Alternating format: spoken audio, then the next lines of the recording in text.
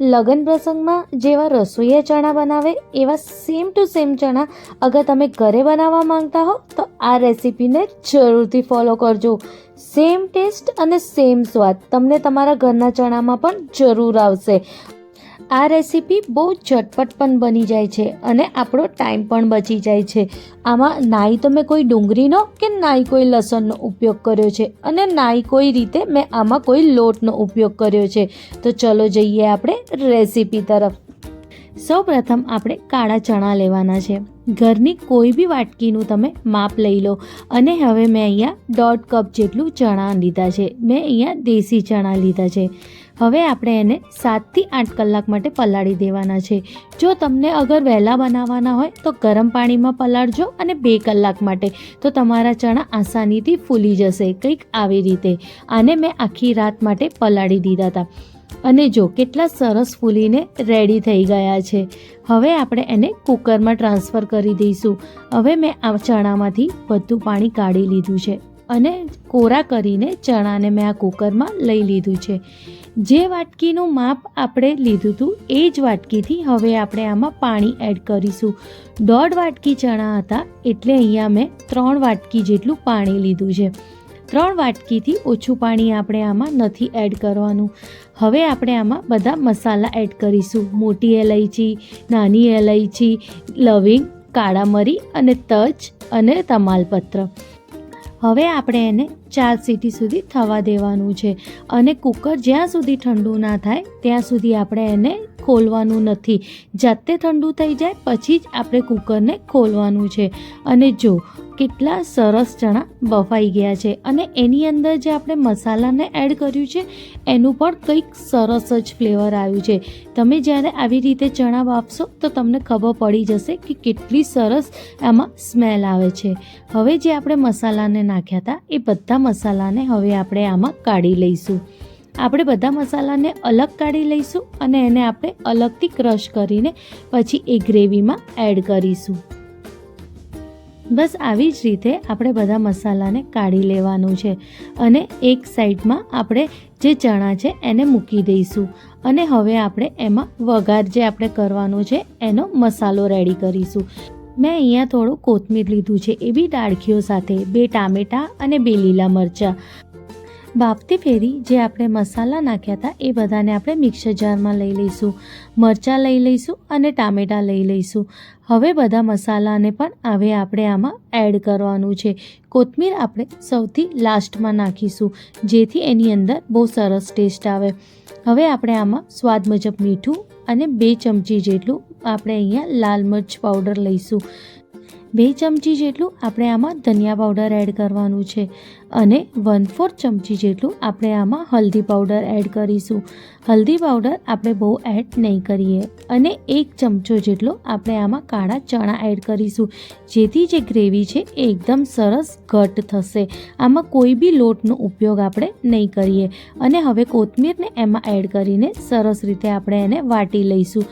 આમાં કોઈ બી પાણીની આપણે નાખવાની જરૂર નથી કારણ કે ટામેટાના લીધે એ સરસ રીતે વટાઈ જશે. તમે જોઈ શકો છો કે કેટલી સરસ ગ્રેવી વટાઈને રેડી થઈ ગઈ છે. બસ આવી જ રીતે આપણે આ ગ્રેવીને ઉપયોગમાં લઈશું. આમાં નાઈ આપણે કોઈ લસણનો કે નાઈ કોઈ ડુંગળીનો ઉપયોગ કર્યો છે. હવે આપણે એક પેનમાં 1/4 કપ જેટલું તેલ લેવાનું છે. તેલ ઓછું કે વધારે તમે તમારા ટેસ્ટ અનુસાર લઈ શકો છો. હવે એમાં 1/4 ચમચી જેટલું હિંગ અને 1 ચમચી જેટલું જીરું એડ કરીશું. એ જ્યારે થવા આવે તો જે આપણે મસાલાને વાટ્યું હતું બધા મસાલાને હવે આપણે એ તેલમાં શેકાવા માટે એમાં નાખી દઈશું.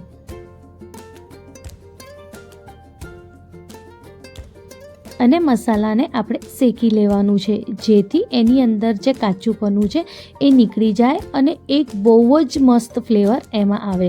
આ મસાલો શેક્યા વગર આપણે આમાં એડ નથી કરવાનું. શેકવું બહુ જ જરૂરી છે. જ્યારે એ શેકાશે ત્યારે એની અંદર જે ચણાનો ફ્લેવર છે એ બહુ જ મસ્ત આવશે. જ્યારે મસાલો સરસ રીતે શેકાઈ જાય પછી જે આપણે ચણા બાફ્યા હતા એને હવે આપણે આમાં લઈ લઈશું. બધા ચણાને પાણી સાથે જ આપણે આમાં નાખવાનું છે. પાણી એનું કાઢવાનું નથી એટલે આપણે ઓછું જ પાણી નાખ્યું હતું જેથી આમાં બહુ રસો ના થાય. અને એટલું જ પાણી નાખ્યું હતું કે જેથી એ સરસ રીતે ઉકળી શકે અને એની અંદર સરસ રીતે ફ્લેવર આવી શકે. બસ હવે આપણે એને લીડ લગાવી દઈશું અને 10 મિનિટ માટે આપણે એને સરસ રીતે ઉકળવા દઈશું. આપણે એ બધી પ્રોસેસ એકદમ લો ફ્લેમ ઉપર જ કરવાની છે. જો મેં તમને 5 મિનિટ થઈ ગઈ ત્યારે મેં તમને બતાવ્યું કે કેટલા સરસ ચણા ઉકળી રહ્યા છે, પણ હજુ પણ એમાં જ પાણીનો જે ભાગ છે એ વધારે પડતો છે, એટલે હજુ આપણે 5 મિનિટ માટે એને સરસ રીતે ઉકળવા દઈશું. હવે આપણે ફરીથી એને લીડ લગાવી દઈશું અને 5 મિનિટ માટે ઉકળવા દઈશું. 5 મિનિટ થઈ જાય તો તમે જોઈ શકો છો કે કેટલી ગ્રેવી થઈ ગઈ છે, સરસ ઘટ. હવે 1 ચમચી જેટલું આપણે એમાં ગરમ મસાલો, 1 ચમચી જેટલું આમાં આપણે કસૂરી મેથી અને થોડું કોથમીર નાખીને આપણે સરસ રીતે હવે એને મિક્સ કરી દઈશું. કોથમીર આમાં નાખવું બહુ જ જરૂરી છે અને કસૂરી મેથી પણ, એનાથી ચણાનો ટેસ્ટ બહુ જ મસ્ત આવે છે. અને થાય તો એકદમ ફ્રેશ કોથમીર યુઝ કરજો, એનાથી એનો ટેસ્ટ બહુ જ મસ્ત આવશે.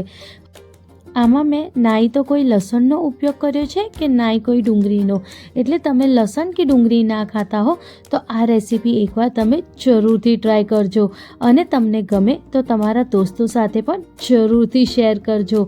હવે આને વધારે ટેસ્ટી બનાવવા માટે આપણે આમાં ઘીનો વઘાર કરીશું, જેથી આનો જે ફ્લેવર છે એ બહુ જ મસ્ત આવે. તો હવે આપણે ગેસની ફ્લેમ બંધ કરી દઈશું અને એક વઘારિયાને આપણે લઈ લઈશું. આ વઘારિયામાં આપણે 1 ચમચી જેટલું આપણે આમાં ઘી લેવાનું છે. ઘીને આપણે બરોબર ગરમ કરી લેવાનું પહેલાં અને ગેસની ફ્લેમ એકદમ ઓછી કરી દેવાની. ઘી જ્યારે બરોબર ગરમ થઈ જાય પછી આપણે આમાં 2 થી 3 લીલા મરચાં એડ કરવાના છે અને થોડું આપણે આમાં લીમડો એડ કરીશું, જેથી એનો ફ્લેવર અને ટેસ્ટ બહુ જ મસ્ત આવે. હવે થોડીક વાર માટે એને ઘીમાં શેકી લઈશું અને જે આપણે ચણા રેડી કર્યા છે એની ઉપર કંઈક આવી રીતે આપણે નાખી દઈશું, જેથી ચણાની અંદર જે ઘીનો ફ્લેવર આવશે અને લીલા મરચાંનો એ બહુ જ મસ્ત આવવાનો છે. બસ આવી જ રીતે હવે આપણે એકવાર એને મિક્સ કરી દઈશું અને રેડી છે. સેમ આપણે જે લગ્ન પ્રસંગમાં જે રસોઈયા ચણા બનાવે છે સેમ એવા જ. તમે એકવાર આ રેસીપી જરૂરથી ટ્રાય કરજો. મારી ગેરંટી છે તમને અને તમારા ફેમિલી મેમ્બરને આ રેસીપી જરૂરથી ગમશે. અને તમને આજે મારે આ ચણાની રેસીપી કેવી લાગી મને કમેન્ટ કરીને જરૂરથી જણાવજો. આ ચણાને તમે રોટલી સાથે, પૂરી સાથે કે રોટલા સાથે પણ ખાઈ શકો છો. પૂરી સાથે તો આ ચણાનો ટેસ્ટ બહુ જ મસ્ત લાગે છે. આ ચણાને તમે ભાત જોડે બી ખાઈ શકો છો, એમાં પણ આ ચણા બહુ જ મસ્ત લાગે છે. તમે એકવાર આ રેસીપી જરૂરથી ટ્રાય કરજો. તમે મારા ચેનલ પર નવા હો તો સબસ્ક્રાઈબ કરવાનું ના ભૂલતા અને બેલ આઇકનને પણ દબાવજો, જેથી તમને નવી નવી રેસીપીની નોટિફિકેશન મળતી રહે. મળીએ નવી રેસીપી સાથે.